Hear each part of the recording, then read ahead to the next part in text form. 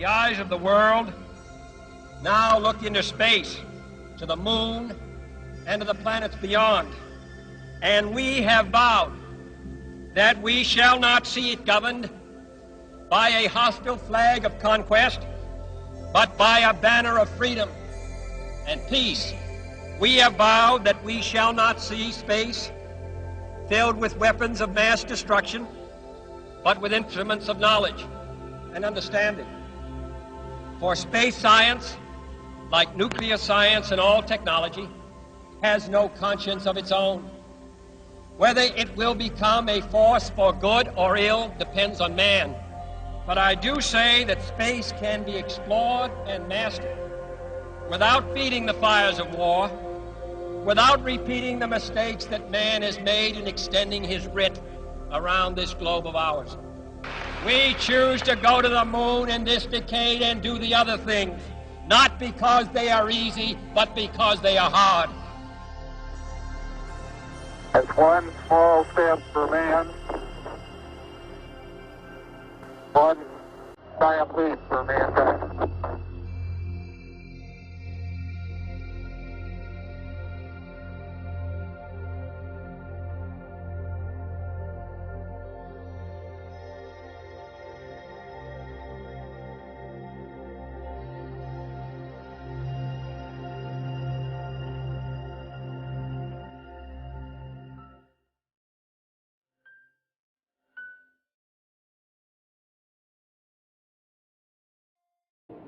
When it comes to understanding the universe, we are only beginning. Humankind continually searches for patterns, trying to figure out, what is the universe made of? How does it work?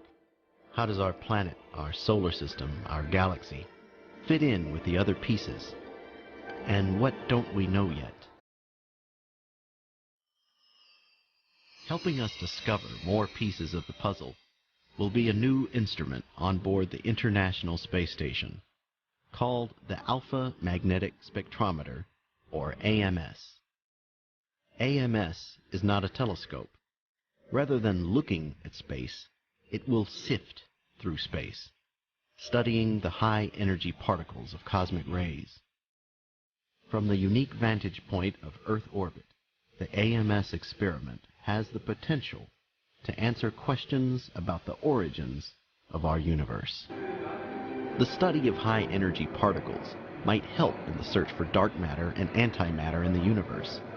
Nobel Prize-winning scientist Professor Samuel Ting, well known for groundbreaking particle physics work on Earth, has collaborated with an international team to create the Alpha Magnetic Spectrometer, a high-energy particle detector that takes particle science into space. With over 300,000 data channels for detection and over 600 onboard microprocessors to analyze the data, the AMS is sponsored by the Department of Energy, and scientists from 16 countries lent their expertise to create it. Parts from around the world were sent to CERN, the European Organization for Nuclear Research, in Geneva, Switzerland. NASA had the job to figure out how to get the 15,000-pound experiment into Earth orbit and have it operate in the hostile environment of space. The AMS was finally sent to the Kennedy Space Center, where it was ready to fly on board a space shuttle, the final large component of the space station to be sent on one of the last shuttle flights. Part of the shuttle crew is European Space Agency astronaut Roberto Vittori, who will operate the shuttle arm to grasp the AMS from the shuttle payload bay. That means that I will have the responsibility with the shuttle robotic arm to take it from the payload bay and offer to the station. But behind that specific operational task, there is a very long history. I started about 25 years ago to study physics, to think about space, to think about the universe. And the specific of the search of the antimatter was one of my main and deep interests. It may appear as a very strange coincidence that today I will be the one to take this unique piece of hardware, take it from the bay of the shuttle and give it to install on the station. For the AMS, There are many benefits to having a fully functional space station as your home. So AMS weighs 15,300 pounds. Most of that is science experiments. We do not have to carry our own power. We do not have to carry our own data systems to transmit that data back to Earth, because all of those systems are provided to us by the space station. It's a perfect example of how you can utilize the capabilities of the International Space Station to fly groundbreaking science experiments. So how exactly does the AMS work? One thing it is not is a telescope. Telescopes measure photons, packages of light, both visible and invisible to the naked eye. This type of astronomy has given us most of our knowledge of the universe thus far. But the cosmos speaks to us in languages other than light. For the AMS, this will be the first time scientists study charged particles.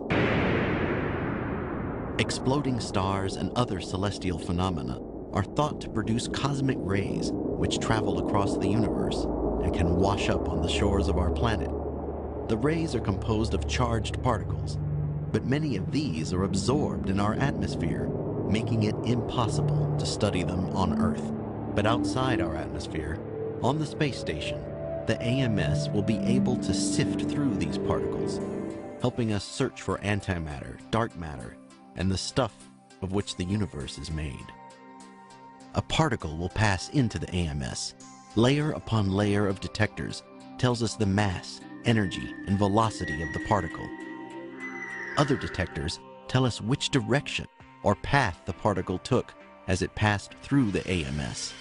At the heart of the unit is a magnet that will make the particle curve one way or another, telling us whether it is matter or antimatter. And just how quickly does all this particle detection happen? Faster than I can snap my fingers. Nanoseconds. In nanoseconds. AMS gathers data at a ridiculously large rate. We will see about 25,000 hits per second of cosmic rays coming into the aperture of AMS. 8, 7, 6, 4, 3, 2, 0, and liftoff for the final launch of Endeavour, expanding our knowledge, expanding our lives in space. Houston, Endeavour, roll program. Roger, roll, Endeavour. Houston is now controlling. Endeavour beginning to pull over onto its back. The roll program underway as Endeavour begins a heads down position on course for a 51.6 degree, 136 by 36 statute mile orbit.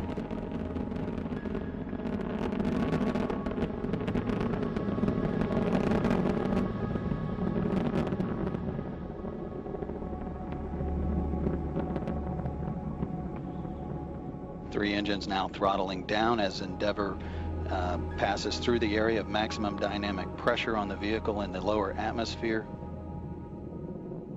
Approaching 1 minute into the flight. Endeavour, go at throttle up. Roger, go and throttle up. Endeavour's three main engines now back at full throttle, all three engines in good shape. Endeavour's already traveling 1,300 miles per hour at an altitude of 11 miles downrange from the Kennedy Space Center, now 12 miles.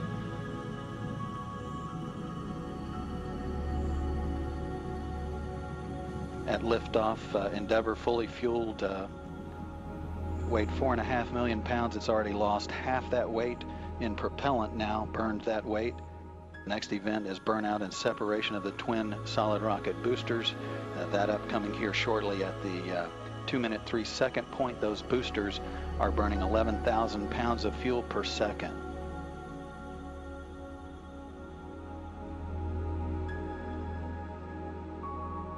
And standing by for separation of the solid rocket boosters.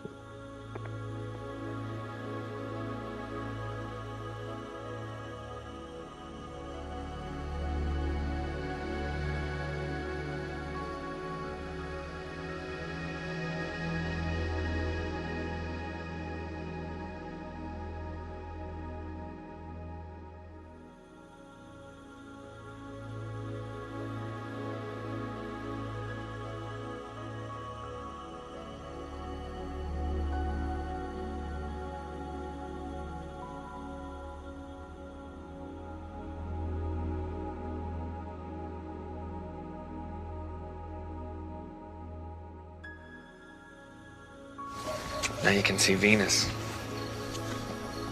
Do the astronauts go there? Not yet. Maybe someday. In fact, there are some really smart scientists who are working on something called antimatter to power spaceships into deep space. And all the fuel that they'll need, well, it'll fit in something about like this. Cool. Where do they do that? Washington State University. Go Cougs. Washington State University, because the world needs big ideas. At any given moment, about 1,800 thunderstorms are in progress somewhere on the globe. New observations by NASA's Fermi Gamma Ray Space Telescope show that thunderstorms make antimatter. The process starts with a terrestrial gamma ray flash, or TGF, an intense pulse of gamma rays originating from thunderstorms. These dots mark TGFs observed by Fermi's Gamma Ray Burst Monitor during the spacecraft's first 8 months of operations. Researchers estimate that there may be as many as 500 TGFs each day. On December 14, 2009, as Fermi passed over Egypt, it spotted a TGF produced by a thunderstorm in Zambia. The TGF was over the spacecraft's horizon, where Fermi couldn't see it. So how could Fermi have detected it? Scientists believe that the TGF process begins in a thunderstorm's intense electrical field. Electrons within this field become accelerated upward. Above the storm, where the air is thin, the electrons can ramp up to speeds nearly as fast as the speed of light. When these ultra-fast electrons encounter an atom, they emit gamma rays. Very rarely, one of these gamma ray photons grazes an atom and transforms into a pair of particles. One, an electron, is normal matter. The other is antimatter, the electron's opposite, called a positron. The gamma rays travel in straight lines, but the charged particles spiral along lines of Earth's magnetic field. And that was the route to Fermi. The particles created by the TGF rode upward on magnetic field lines, and then struck the spacecraft. The positrons annihilated when they struck electrons in Fermi, creating a flash of gamma rays. For an instant, Fermi became a gamma ray source, and set off its own detectors. A fraction of a second later, some of the particles were bounced back along the same magnetic field line. They again passed through Fermi and again produced gamma rays. The spacecraft has observed this phenomenon on at least 4 other occasions. So the next time lightning flashes and thunder roars, remember, you may be witnessing antimatter in the making.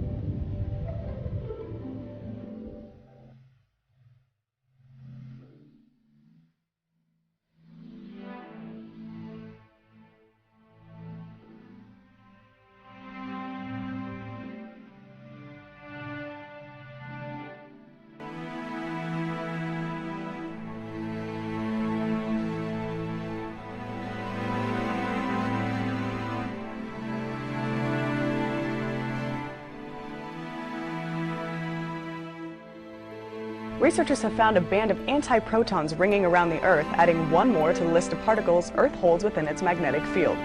Cosmic rays constantly rain in from space, colliding with Earth's atmosphere and creating a spray of new particles. Scientists have observed antiparticles before, but this is the first time antiprotons have been observed.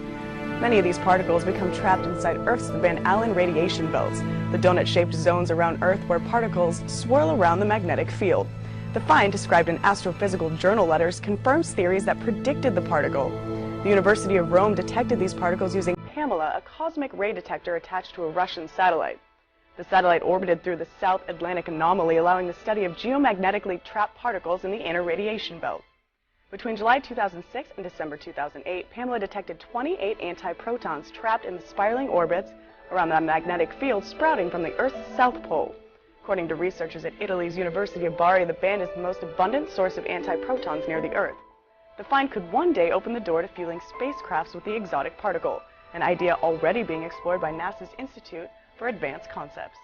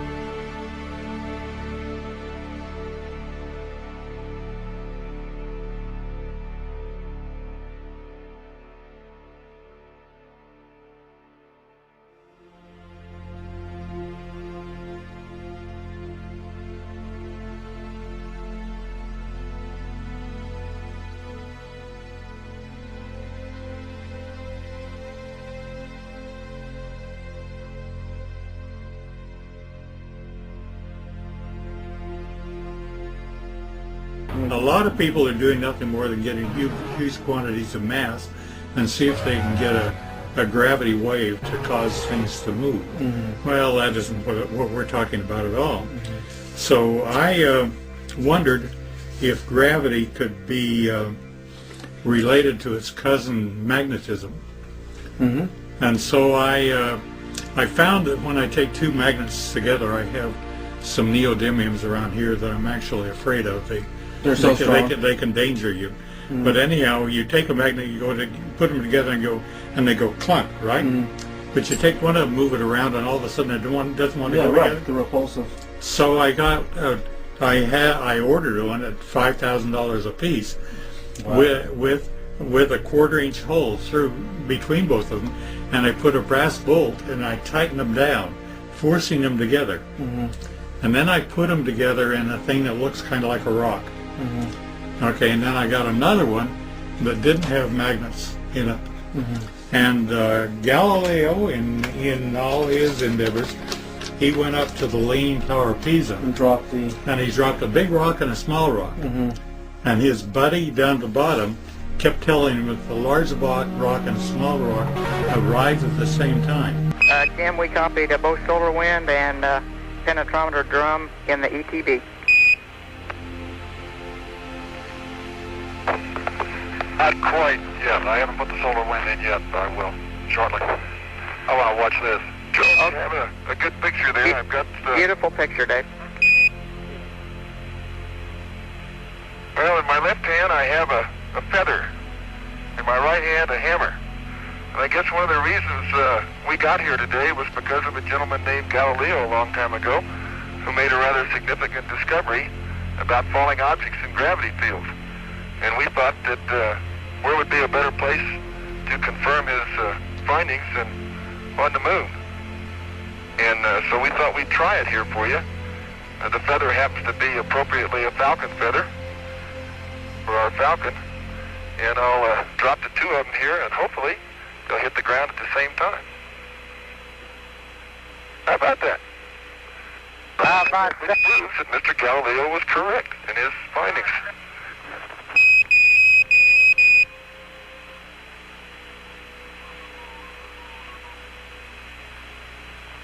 Superb.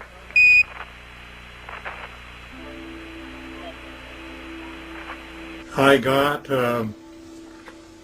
9 guys that were not educated and didn't have pre opinions on anything, and I dropped my 2 rocks. And I said, what I would like you to do is, I told them what I'd like you to do is I would like you to take whichever one arrives first, get it in your hand, and when I come down the elevator, hand it to me.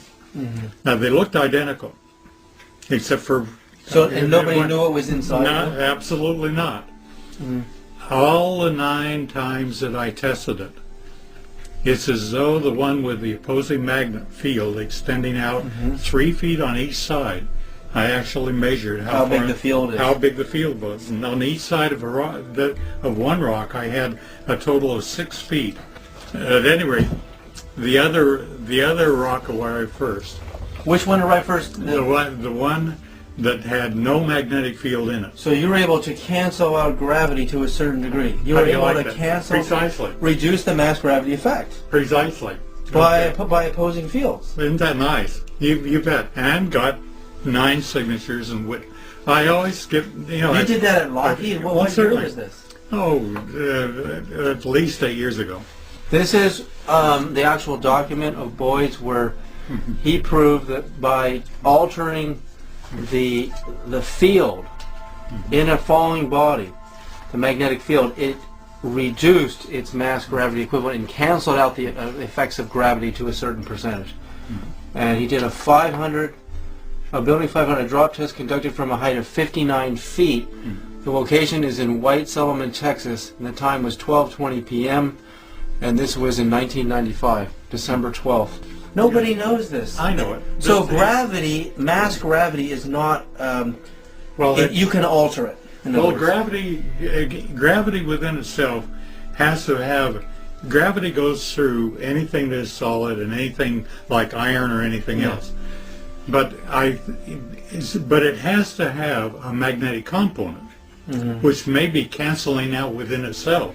But as soon as it got around my rock, it all of a sudden recognized the presence of my rock. One of Einstein's students tried to merge electromagnetism and gravity, and he rejected it.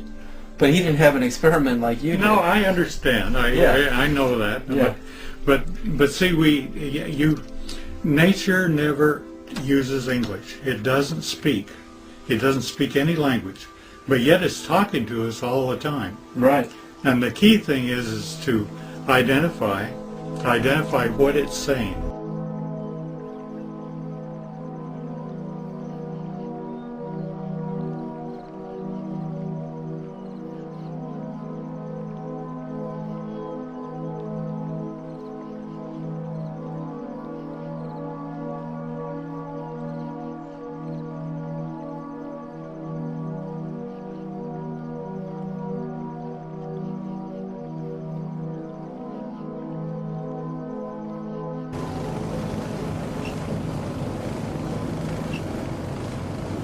David Madeira with Hemp Technologies. This is our first house in the United States. It's permitted. What you've just seen is the mixture. The mixture is the most important thing. That must remain consistent. As you can see from this wall, we do it in sections. Now these sections have to fit together, and that consistency of the mix is crucial. Now we did these on last week. We can take down the forms now and move them up. This is our big window here. We'll lay the bottom plate in it, and then this will be protected. So what we're using here is recycled plastic in reusable plastic shutter forms that lock together tight. Sometimes we have to screw them directly into the framing, but pretty much they'll unlock, and then we use them on the outside. For this bottom layer, we need to leave that shuttering on for 24 hours. And after 24 hours, we can remove that first layer of shuttering system. And then we take the bottom shutters and we move them up on top. Now, in the perfect world, we'd have enough shutters to do both sides. But right now we have to keep reusing them to go around the house. So with these forms, with regular concrete, you have a slumping that causes the bottom form to go out. With hempcrete, you do not have any of this slumping, so you don't have to worry about taking the form off too early. And with concrete, what would happen is pushing the form out. And that's why your forms have to be a lot stronger. And in this case, because we don't have any slump, we don't have to worry about that. Okay, so what we have here is the hemp shiv, or also called the hurd, which is the internal part of the stem of the plant. And that's mixed with a lime-based binder. And so with that lime-based binder and the hemp, we've got a negative carbon footprint. Now the difference between lime and concrete is that lime you don't have to heat up as much. Concrete you have to heat up to almost 3,000 degrees, which takes a lot of energy and does very poorly on the carbon footprint, whereas lime does much, much better. Now this binder, using the lime and the hempcrete together, you have a breathable wall, but yet air doesn't pass through, so you have a much more thermodynamic situation.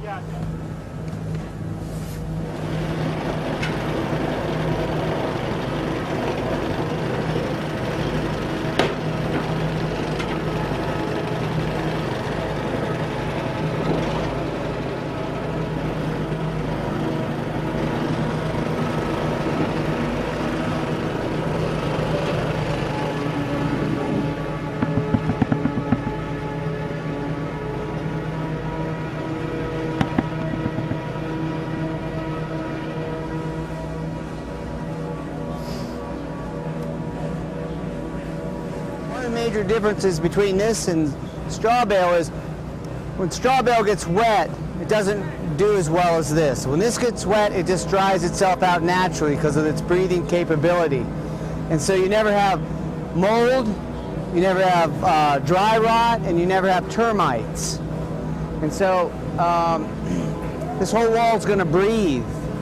So the cellulose properties of hemp are so much better than straw. Now there might be some plant out there that's even better, but we don't know about it.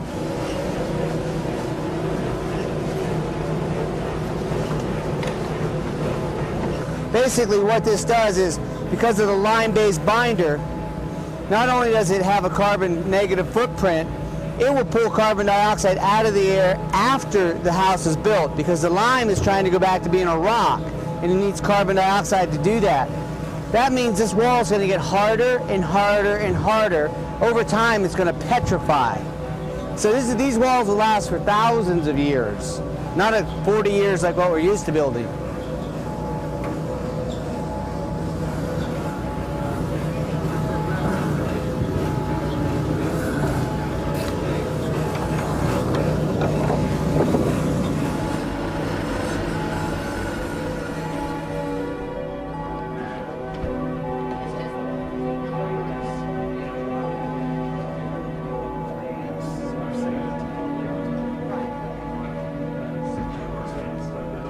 See how well in the winter conditions the hempcrete has held up.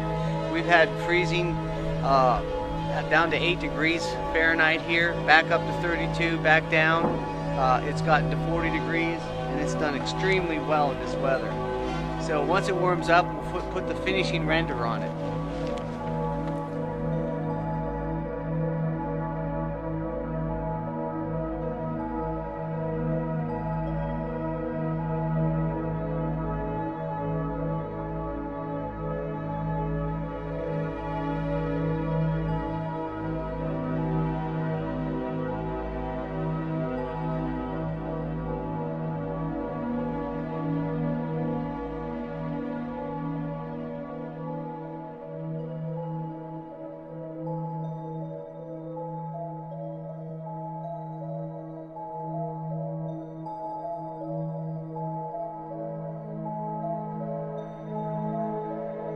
Cannabis hemp is the #1 food, fuel, fiber, paper, medicine out of any plant on earth.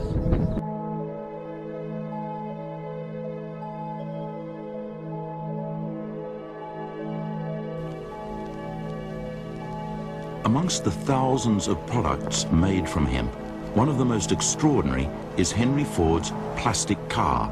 Built in 1941, it contained cellulose fibers derived from hemp, sisal, and wheat straw. The plastic was lighter than steel, yet could withstand 10 times the impact without denting. Now, today we're able to produce over 50,000 different things from that plant. Practically everything you're looking at right now can be made from hemp. Now, 1 acre is only about 65 square meters. It's not a very big area. But 1 acre of hemp will produce 500 gallons of ethanol. Well, that'll run your car a long ways. But there's new enzyme processes out right now that they tell me that they can get as much as 1,800 gallons of ethanol per acre. Now, 1,800 gallons would heat your house, heat your hot water, run your car, and you'd have a few hundred gallons left over. And don't think for a second that your car can't run on alcohol, because right now, over half the cars in Brazil are running on alcohol made from sugarcane. And hemp is a superior plant to sugarcane because it has the highest cellulose content. It'll produce the most alcohol by weight. At Poet, we have a unique way that we process biomass into ethanol or cellulose into ethanol. We do that by first collecting the stover, which in this case is corn cobs and some of the light husks and leaves that come off the corn stalk. We then process that at our facility, basically take it through a milling process first. It then goes on to a pre-treatment step where we break down those particles even further, through a enzymatic hydrolysis step where we convert the cellulose and hemicellulose into sugars. Those sugars then move to a fermentation stage where over time they're converted to ethanol.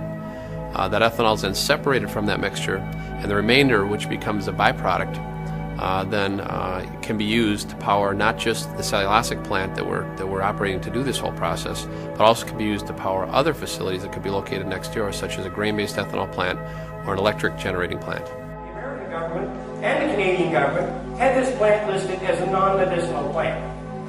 Now, if you look it up, the American government since 2003 have had medical patents on that plant. Medical patents for a non-medicinal plant? Does that make any sense to you?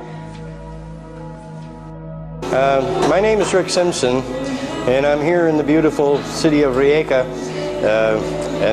to speak about the use of hemp medicine. What's truly happened here is years ago, big money has manipulated governments and all kinds of organizations into keeping this plant away from the public because it's so medicinal. And not only that, it's an energy source. It can feed the planet too on top of that because the hemp seeds are one of the most nutritious things you can eat. It's endless what we can do with this plant, and then we will not be at the mercy of these big energy companies. We can all supply our own energy needs. This is the greatest medicine on this planet for treating all types of diseases like cancer, multiple sclerosis, arthritis, chronic pain. I could sit here and go on for the next hour because in reality this medicine works on all medical conditions. It promotes full body healing, and it doesn't just go after like the condition you have. Like when you go to the medical system and you have say a big tumor, the medical system tries to treat the tumor. They're not treating the underlying condition that's allowing your body to create that tumor. But when you take this oil, it goes after the underlying condition, plus it goes after the tumor. And I mean, we've just seen miraculous results with the use of this medication. And where it's harmless, why shouldn't we all have access to it? There's no reason that this plant couldn't be used to heal the world. And this is the direction we have to go. We have to take back our freedom, and we have to try to get rid of a lot of this pollution that's ruining this planet. Our planet is poisoned. It's in a horrible situation, especially like with that big Gulf oil spill in the Gulf of Mexico. Then you've got Japan spewing radiation for, well, heaven knows how long. That'll go on. And on top of that, this dependency we have on all this fossil fuels, again, the fossil fuels are poisoning our planet.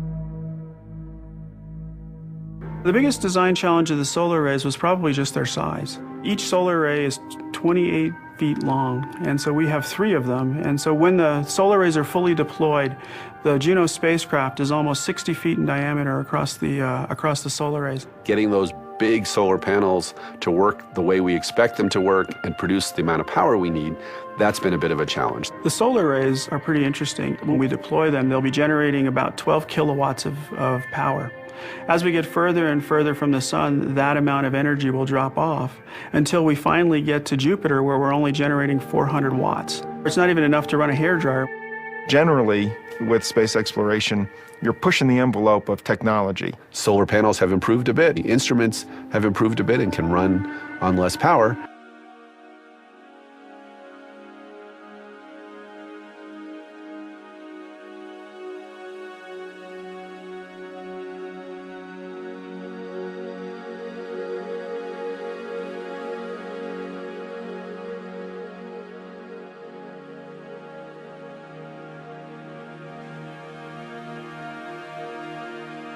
A professor at Princeton named Gerard O'Neill conceived of the idea of putting large colonies in space, large artificial places where people could live and work. And what we did was to gather together a group of university people to look at the problem of how you build the very first colony. This is Taurus, the concept that has evolved from the work of these teams of scientists and engineers. They believe the huge space colony could be built before the year 2000. The space colony has the ability to provide a facility in space where human beings can conduct fruitful industry. The amount of sunlight that is present in every square mile of space is enormous, and that provides enormous energy. One of the things that one can do is to build very large solar power stations which collect sunlight. The Earth-like environment would even simulate our gravity as the wheel revolves once each minute. The other materials like food and water are maintained locally within the colony. The initial supplies are brought up from Earth, and then eventually the colony becomes self-sustaining by utilizing the sunlight that's available all the time in space, by optimizing the temperatures, by not having storms or things like that that damage crops. And we increase the carbon dioxide levels a little bit so the plants grow a little faster. By playing all these tricks, we're able to generate this fairly efficient farm in our design. From dairy farms to manufacturing, the concept of living and working in space is a possibility with existing technology. That new space home, located 250,000 miles from Earth, would even have a far-out address.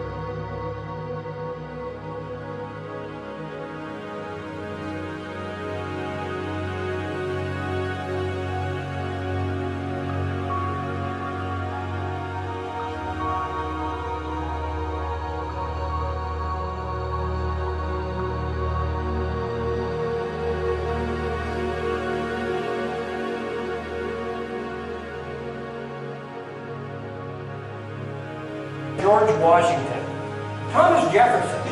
These were the founding fathers of the United States of America. They were hemp farmers.